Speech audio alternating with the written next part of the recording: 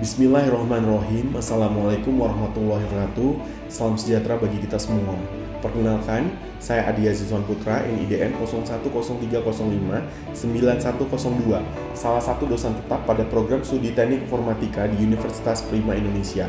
Saya mulai mengajar sejak Juni 2018 dengan kualifikasi ilmu akademik Teknik Informatika. Adapun mata kuliah yang saya ajar adalah pemrograman multiplatform, kecerdasan buatan, dan computer vision. Di kesempatan ini, saya akan menjelaskan mata kuliah pemrograman multiplatform yang saya ajar di semester ini. Sebagai dosen, saya telah menerapkan Tridharma perguruan tinggi yang terdiri dari pengajaran, penelitian, dan pengabdian.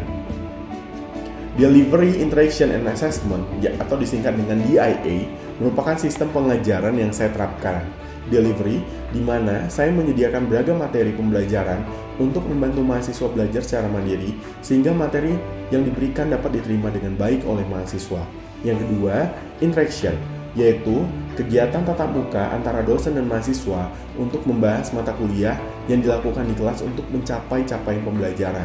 Yang ketiga, Assessment, yaitu pemberian tugas secara terstruktur yang direncanakan, misalnya membahas suatu artikel, jurnal, kuis, dan menyelesaikan kasus guna mengukur kemampuan mahasiswa dalam menerima materi pembelajaran secara objektif. Sebelum masuk ke dalam sistem pembelajaran yang saya terapkan, terlebih dahulu saya akan menjelaskan mengenai mata kuliah yang saya bawakan. Mata kuliah yang saya bawakan adalah pemrograman multiplatform. Pemrograman multiplatform adalah mata kuliah baru pada bidang pemrograman di program studi Teknik Informatika Universitas Prima Indonesia yang menjadi salah satu keunggulan profil lulusan, yaitu Programming and Software Development and IT Consultancy dan Advisory. Programming and Software Development membangun serta menciptakan suatu produk, melakukannya sesuai dengan prinsip-prinsip desain dan implementasi rekayasa perangkat lunak. Hal ini termasuk kinerja, maintainability, skalabilitas, ketahanan, serta keamanan. Menjadi konsultan IT untuk melakukan diagnosis dan menganalisa aplikasi serta mengembangkan rencana aksi termasuk skala waktu, sumber daya yang diperlukan, memperbaiki sistem yang ada, atau mendesain ulang sistem baru. Mata kuliah pemrograman multiplatform terbagi menjadi dua, yaitu mata kuliah teori dengan bobot 2 SKS dan mata kuliah praktek dengan bobot 1 SKS pada mahasiswa semester 4. Melalui mata kuliah tersebut, mahasiswa akan memiliki keahlian yang siap untuk mengikuti program MBKM selama 2 semester di luar kampus dengan kegiatan magang. Pada aspek delivery, saya mempersiapkan bahan ajar sebagai panduan mahasiswa untuk mengikuti perkuliahan. Adapun konsep evaluasi yang saya terapkan adalah project based learning yang dilakukan pada ujian tengah semester atau UTS dan case study project pada ujian akhir semester atau UAS bersama dengan tim. Adapun bahan ajar yang saya ajarkan dalam satu semester sebagai berikut. Yang pertama adalah pengantar pemrograman multiplatform, yang kedua web based and web service, yang ketiga konsep client and server, yang keempat RESTful API, yang kelima framework Laravel, yang keenam Laravel Advanced lanjutan, 7 keamanan RESTful API, yang kedelapan pemrograman mobile, yang kesembilan studi kasus Flutter Register, yang ke-10 praktek studi kasus Flutter Register and Login, yang ke-11 studi kasus Flutter Login, yang ke-12 studi kasus Flutter API penjualan, yang ke-13 studi kasus Flutter Home, dan yang terakhir tugas proposal dan project. Yang mana materi teori ini disampaikan dalam tatap muka ataupun luring, dan juga materi dapat diakses secara mandiri melalui sistem pembelajaran daring atau SPADA Unpri. Pada aspek interaction, mahasiswa diminta secara aktif untuk bergabung secara tim dan juga membuat sebuah proposal project dan membuat aplikasinya, dan di akhir pertemuan akan diminta untuk mempresentasikannya. Selain hal tersebut, mahasiswa dapat saling memberikan koreksi dan masukan dari project yang dibuat di luar dari timnya. Diskusi bisa dilakukan pada setiap pertemuan dan juga di luar jam perkuliahan dengan mengefektifkan grup WhatsApp sebagai bentuk koordinasi kelompok, tim, follow up materi, dan tanya jawab. Pada tahap assessment, ketentuan penilaian yang dilakukan pada UTS adalah kemampuan mahasiswa dalam memahami masalah dan menyelesaikannya menggunakan aplikasi multiplatform. Ketentuan penilaian yang dilakukan pada ujian akhir semester adalah kemampuan mahasiswa bekerja sama tim dalam menyusun proposal project dan membuat aplikasinya, kemudian dipresentasikan sesuai dengan tugas dan tanggung jawab masing-masing dan menyusun laporannya. Sebelum memulai pelajaran di kelas, mahasiswa diberikan waktu selama 5 menit untuk menjawab pretest dan sebagai evaluasi pemahaman materi sebelumnya, dan di akhir pembelajaran mahasiswa diberikan waktu 10 menit untuk mengerjakan post-test sebagai evaluasi pemahaman materi pada pertemuan tersebut. Tujuan pembelajaran mata kuliah ini adalah mendevelop aplikasi berstandar tinggi yang sesuai dengan standar industri di bidang pengembangan aplikasi multiplatform and back-end. Berikut adalah capaian pembelajaran mata kuliah. Yang pertama adalah mampu memahami konsep pengembangan aplikasi multiplatform dan back-end. Yang kedua, mampu membangun arsitektur pengembangan aplikasi multiplatform standar industri. Yang ketiga, mampu menjadi multiplatform app developer sesuai dengan kebutuhan industri. Yang keempat adalah mampu menyusun proposal project yang akan dikembangkan menjadi sebuah aplikasi berbasis multiplatform. Demikian penjelasan saya terkait dengan mata kuliah yang saya ajarkan.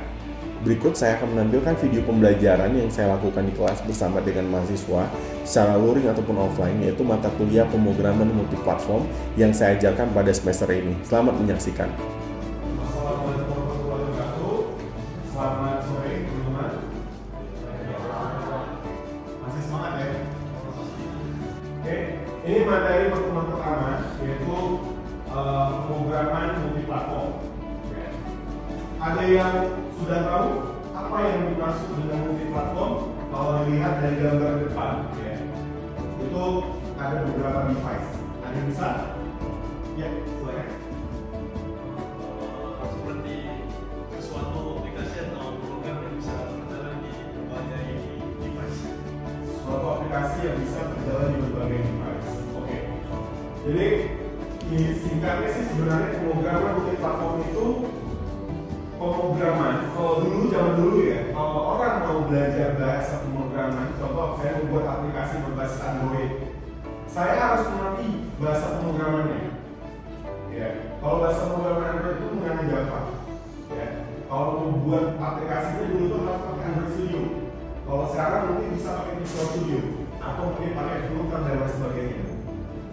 Terus kalau saya mau belajar bahasa pemrograman iOS, ya, kan kalau di dalam coba ya teman-teman pasti pengguna Instagram. Instagram ada di iOS, ada di Android. Mungkin di Huawei punya Harmony OS juga, yang mungkin itu berbeda platformnya. Nah,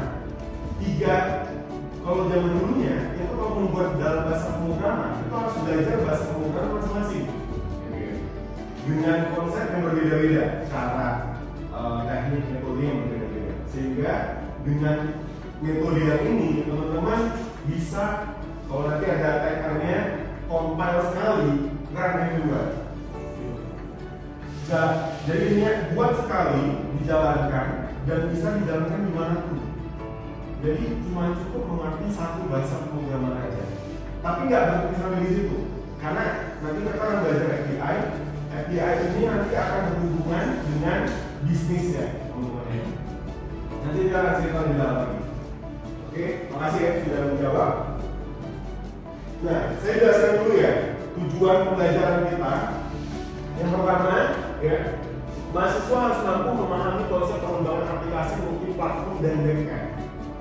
Kalau teman-teman kenal istilah full stack developer, A to Z-nya itu dikerjain, front end-nya sampai back-end-nya, ibaratnya dapurnya, prosesnya di dalamnya, sehingga harus paham. Makanya ada latar yang kita pelajari nanti menggunakan back-end, nanti front end-nya menggunakan Flutter, ya. Kemudian mahasiswa mampu membangun arsitektur pengembangan aplikasi multiplatform standar industri, dan juga yang ketiga mampu menjadi multiplatform app developer. Nah, multiplatform tadi sudah disampaikan sama temennya, di beberapa perangkat bisa dijalankan. Jadi multiplatform itu sistem teknologi informasi dalam sebuah perangkat lunak. Multiplatform bisa digunakan di sistem operasi manapun. Yang paling keren itu Android dan iOS.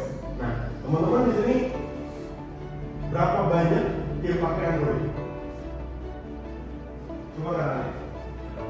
Wah, banyak ya. Kalau iOS, aku bahkan dua handphone ya, ada Android, ada iOS. Jadi, nah berarti lebih banyak Android. Ya. Kenapa lebih banyak Android? Ada yang bisa jawab? Kenapa lebih banyak Android?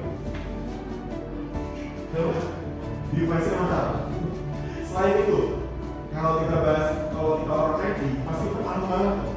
Karena kok orang tuh lebih sering banget pakai Android. Selain mudah di customize, ya kan? Kalau kita buat aplikasi murah banget. Anda pernah nyobain? Belum ya? Nanti kita belajar ini. Nah, teman-teman harus bisa mempublish di Play Store. Nanti misalnya ada aplikasinya Putri apa gitu, misalnya absensi Putri contoh, dan itu dipublish nama developernya teman-teman. Misalnya kelas semester ini bisa, dan harganya nggak terlalu mahal. Kalau di Android itu kurang lebih dia mungkin di angka 300 sampai 400 ribuan untuk menjadi lifetime developer. Lifetime. Kalau di iPhone atau di iOS agak mahal, ya. Ya kurang lebih di USD 99 USD per tahun. Jadi wajar nggak sih kalau mereka harus buat aplikasi yang berbayar? Kenapa? Karena mereka juga membayar membuka tokonya. Beda sama Android, mulai publish beberapa aplikasi pun pastinya lebih murah. Kenapa? Banyak aplikasi yang dikembangkan itu bisa langsung publish dengan keamanan dan standarnya dari Google Play. Biasanya ada standar ya seperti iOS minimal, misalnya SDK minimal. Jadi kita akan belajar. Oke, itu ya. Nah, multi-platform ini bisa digunakan dalam banyak hal dan kegiatan bisa dilakukan oleh para orang pada umumnya ya. Dari dalam dunia jurnalisme hingga learning, saya tambahkan lagi bahkan bisnis pun menggunakan konsep yang sama. Nah, teman-teman pasti nggak ngerasa gitu. Ternyata selama ini yang ternyata multi-platform. Tadi sesimpel itu bisa dijalankan di beberapa device. Tidak cuma itu, nanti kita akan dijalankan. Nah, saat ini ada banyak tools yang bisa mengembangkan aplikasi yang berbasis multi-platform. Ya, ada Netscape, Xamarin, Flutter, ya, yang kita pakai di sini Flutter. Ada yang terbaru lagi namanya System. Next, konsep line server. Teman-teman udah tahu ya. Kita harus tahu dulu nih sebelum belajar tentang terkait dengan multi-platform. Tahu dulu line server itu apa, ya. Kalau line server berarti ada client, ada server, ya kan? Client itu teman-teman sebagai pengguna, itu sebagai client. Servernya itu server yang menerima request ataupun merespon setiap request. Itu namanya server. Ya, kita bisa nggak buat server sendiri? Bisa. Karena server itu nanti ada berapa minimum requirement-nya. Kita akan pelajari. Jadi kalau konsep arsitektur sederhana ini, di server itu ada MySQL. MySQL itu adalah database management system. Dia menyimpan database juga. Pada waktu Instagram ya, Instagram itu kan kalau teman-teman pertama kali akses dia akan minta apa? Login, ya kan, masuk kan? Nah, tampilan form yang ditampilkan itu adalah client. Setelah itu teman-teman masukin apa?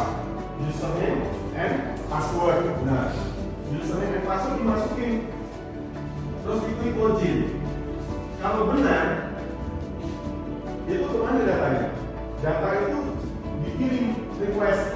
Jadi request login, username misalnya Andi, password Andi misalnya, dengan encrypt ya pasti nggak dengan teks lah ya, kan pasti di enkripsi.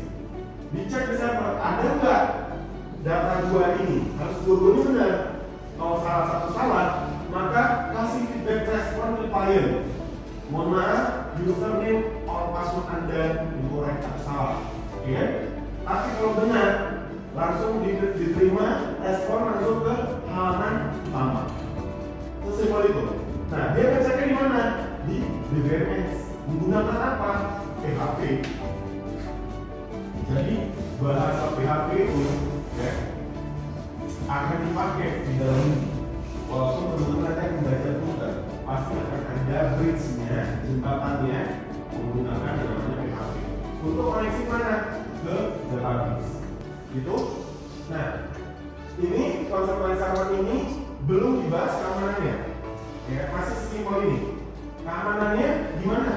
Contoh banyak banget itu request dari klien, tapi itu fake request, sehingga menyebabkan flooded dia requestnya, sehingga ditemukan tuh webnya tuh kayak berat atau ditulis bandwidth exceeded dan lain sebagainya, atau langsung melotong.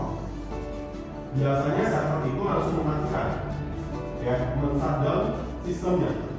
Kalau dia udah nge-start tuh banyak proses yang masuk, sementara nggak bisa menampung proses request dari klien. Nah itu ya kayak heroes, nanti belajar firewall banyak sih, ya. Supaya mengetahui ini bener nggak sih, ini asli nggak sih gitu requestnya. Kita akan menerima request yang valid only. Nanti kita belajar sih. Tapi paham ya konsep ini ya, ini sederhana. Oke, next ya. Nah, kenapa orang pakai client server? Dari tadi kita pakai tadi. Kenapa orang pakai client server? Kenapa nggak pakai yang lain? Oke, simple. Client server ini bisa menyimpan big data. Berapa banyak data pun lebih mudah kita simpan. Ya, ini nggak perlu diajarin lagi kayak manual gitu kan. Karena kalau ada buku tamu manual dibandingkan sama sistem kan lebih gampang. Contoh ada tamu yang datang tinggal scan QR code langsung diterima. Siapa aja bisa langsung bareng-bareng mengisi. Timbang kalau manual ya kan, bisa disimpan dalam bentuk data. Terus menaikkan kinerja konsep server ini dan bisa multitasking tadi disampaikan. Kemudian biar menggunakan hardware dan letakkan kerasnya juga, mengurangi biaya komunikasi antar pengguna, konsisten. Konsisten di sini artinya gini teman-teman. Kalau misalnya data mahasiswa itu disimpan secara manual, ya, pasti nggak konsisten. Contoh, nama Andi, bisa aja nama Andi itu ada 10 orang. Andi yang mana? Gitu kan? Makanya ada istilah primary key, ya kan? Oh ya, primary key ada apa? Primary key? Ada apa? Nah, good. Tidak boleh ada duplicate dan sifatnya harus unik, ya kan? Contoh saya tanya sama teman-teman, yang nomor itu boleh nggak sebagai primary? Boleh. Oke. Pertanyaan berikutnya, kalau nomor handphone boleh, gitu, kalau dia ganti nomor handphonenya, apa yang terjadi? Sementara primary itu tadi unik. Boleh sebenarnya. Kenapa? Karena kalau nomor handphone, contoh saya udah punya nomor handphone, terus saya ganti nomor handphonenya. Historical saya yang dulu masih hilang. Tidak boleh primary itu di change update, tidak boleh. Yang boleh insert data baru. Update pasti masuknya ke primary update, misalnya ID sama dengan 1, tidak boleh. Atau name sama dengan 001, tidak boleh ada langsung ganti primary itu tidak. Ya. Nah, balik lagi sini. Kenapa disebut konsisten? Karena tidak ada duplikat data. Datanya pasti konsisten. Si Andi yang dimana orangnya NIM-nya berapa? Makanya NIM itu mengandung tahun masuk, dia jurusannya nomor berapa, itu udah lengkap, fakultas dan sebagainya. Gitu ya. Jadi ini dibuat konsisten. Server storage-nya nggak terlalu besar ya kan? Bayangin aja kalau misalnya data mahasiswa disimpan di dalam ini dari 5 tahun sebelumnya, pasti menumpuk data mahasiswa cukup banyak. Itu lah simpel. Sehingga dibutuhkan server, mengisikan server sehingga paling itu server langsung ngasih data itu. Nah, pertanyaan berikutnya search engine. Itu salah satu metode kayak Google ya, teman-teman. Kalau misalnya mau cari sesuatu di Google, bisa nggak googling ya, namanya misalnya mau cari apa kata kunci, nah itu juga termasuk fungsi server. Teman-teman cuma masukin 3 kata, si Google akan langsung ngasih most recent, ya kan? Yang mungkin paling banyak orang cari yang terkini, dia kasih datanya. Sepintar itu, tapi sebenarnya itu adalah konsep pengolahan big data. Ada lagi, ya. Next. Sampai di sini ada pertanyaan kira-kira? Jelas ya? Oke, kita masuk ke konsep yang namanya web service. Nanti kita cerita yang namanya API. Nah, kalau web service atau API tidak hanya sesimpel ini, teman-teman. Ini smartphone, jadi orang menggunakan smartphone sama orang yang menggunakan laptop bareng-bareng aksesnya, multi user, ya, berbarengan kapan aja, mana aja. Nanti akan dilayani namanya dengan web service. Dia akan ngecek device ini aplikasi kan, web kan, dia akan baca di web service itu. Terus mau kemana? Oh, ke server ini, dia langsung mengakses ke server dan database. Ini salah satunya teknik ini disebut tidak hanya kategori human to mesin, tapi mesin to mesin. Nanti akan cerita. Jadi konsepnya itu bagaimana caranya berkomunikasi antara mesin satu dengan mesin yang kedua. Nah, konsep API atau web service tidak se-advance itu, gitu. Dan penelitiannya cukup banyak. Ya. Ini salah satunya oleh pakar XP ya, melalui XP pada tahun 1999 ya. Ini salah satu data yang berputar mudah ke berbagai sistem. Oke, next. Nah, kita masuk ke contohnya biar lebih mudah lagi. Nah, contohnya adalah Traveloka. Teman-teman di sini ada yang pakai Traveloka? Pasti ya. Ada yang pernah ya, aku melihat. Nah, Traveloka ini jembatan ke server-server. Dia nggak punya store, nggak punya produk sendiri. Dia menjual produk orang lain, ya kan? Contoh, teman-teman mau pesan tiket pesawat Garuda misalnya, teman-teman harus akses ke Traveloka, bisa kan? Ke Garuda yang langsung bisa nggak? Bisa, benar ya?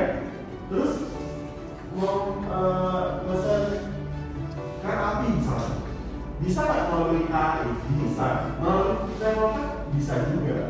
Terus AirAsia gimana? Bisa nggak? Bisa. Inilah yang tadi saya sebut namanya masuknya ke ranah bisnis. Jadi dia sebagai jembatan media supaya contoh si klien ini butuhnya tiket pesawat, dia akan ngecek ke servernya si Garuda, Lion Air, yang mana pun Citylink dan lain sebagainya. Tapi dia nggak punya produk yang dijual, dia harus menjual produk orang. Jadi untuk saat ini AirAsia, Garuda, kereta api, dia membuka yang namanya API-nya, gitu. Paham ya? Dia tidak langsung connect ke database servernya, tapi dia melalui API. Jadi open API-nya supaya bisa orang lain menjual. Ini salah satu contohnya supaya bisa diakses, termasuk ke banking. Contoh mau transfer ke bank mana aja itu bisa. Nah, jembatannya ini itu yang dimaksud dengan namanya API. Paham ya? Jadi dia tidak langsung connect ke server masing-masing karena itu gak aman. Saya juga kalau punya perusahaan saya akan mungkin ngasih si Traveloka akses ke server saya. Enggak. Yang saya kasih hanya API. Jadi API itu seperti data menu. Selama itu ada menunya, selama itu ada API-nya, ya bisa dilayani. Paham ya? Kalian pesan Traveloka, karena mungkin kalian pesan ojek online di situ. Karena apa? Karena nggak ada data menu Traveloka. Itu maksudnya. Yang ada apa? Sesuai dengan yang ada di menu. Jadi API ini seperti menu di restoran. Nah, kalau mau belajar, ya terkait dengan API pemrograman multi-platform tadi, teman-teman harus instalasi ini, gitu ya. Instalasi apa aja? Ada Visual Studio Code, ada SAM, ya. Visual Studio Code tahu ya untuk code editor, ya biasa lah ya. Kalau mau install Android Studio lebih bagus lagi, ya. Kalau yang punya Mac bisa install Xcode untuk aplikasi iOS. Terus file server installnya namanya Sen. Sen itu tahu? Tahu ya, Sen itu membanding aplikasi PHP, Apache, MySQL, apa lagi? pertukaran data FTP, ya, semua ada di situ. Ya. Jadi teman-teman nggak perlu install satu. Kalau dulu install satu, nah sekarang ada aplikasi namanya SAM. Dia membanding sekali install semua aplikasi yang dibutuhkan untuk buat server itu dan SAM. Ya. Di Mac ada, di Windows juga ada. Web server boleh Google Chrome, boleh Firefox, yang nggak boleh ya mungkin kalau pakai Internet Explorer lah ya kan. Internet Explorer itu tujuannya pasti kita nanti akan menginspek, nanti ada ceritanya akan inspect code-nya, ngedebug lah istilahnya kalau simpelnya. Kalau anak-anak programmer kan ngedebug, mana sih yang sebenarnya error-errornya yang bisa diperbaiki. Dan ada API testing tools. Ini namanya Postman. Postman itu simpelnya bukan Postman. Postman itu bukan Postman kalau dalam bahasa Indonesia. Postman itu contoh nih ada satu link gitu ya. Kalian pengen tahu nih link ini membawa parameter apa? Pakai Postman. Supaya bisa ketahuan, oh ini dia bawa data apa. Nanti teman-teman akan belajar namanya JSON. JSON ya. JSON itu dia mempaketkan dalam satu paket data supaya bisa dibaca. Ya. Jadi yang tadi komunikasi mesin ke mesin itu menggunakan JSON input. Ya. Supaya apa? Supaya dipahami. Ibaratnya bahasa Inggrisnya universal language. Itu ya sederhananya. Terus ada infonya sama mirip seperti testing tools. Oke. Sebelum ini kita akan demo ya sebentar. Kita akan demo, tapi mungkin ada pertanyaan kira-kira. Kita akan buat aplikasi catatan. Nah ini semua ada di bahasa pemrograman yang saya jelaskan tadi, ya. Ini ya. Ini salah satu yang sudah di aplikasi ya. Nah aplikasi ini ikonnya ada juga sih. Ini kan putar. Nah ini saya udah di sini. Ya, kalau teman-teman mau isi lagi, tinggal tambah. Misalnya, contoh, kelas. Nah, nanti akan muncul di sini. Nah, ini cuma sekedar buat kayak post-it doang, ya kan? Post-it kan, ketika kita nggak butuh, misalnya ini mau saya hapus nih, tinggal hapus kan? Hapusnya di kanan ini. Ya, dihapus.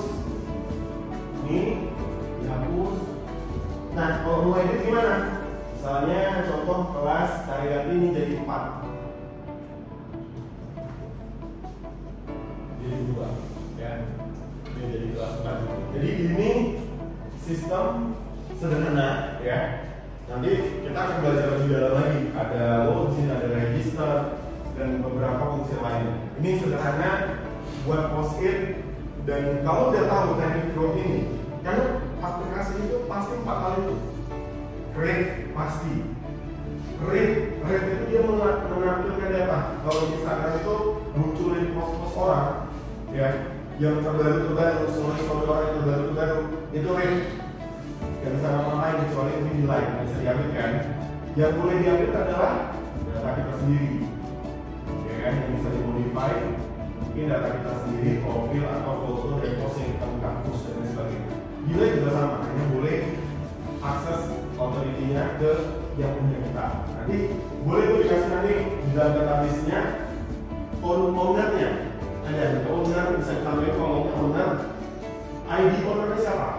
Jadi postingan itu tidak bisa dihapus kalau Anda bukan ID owner itu. ID owner itu ya mungkin username dan sebagainya. Gitu ya. Mungkin itu kira-kira teman-teman.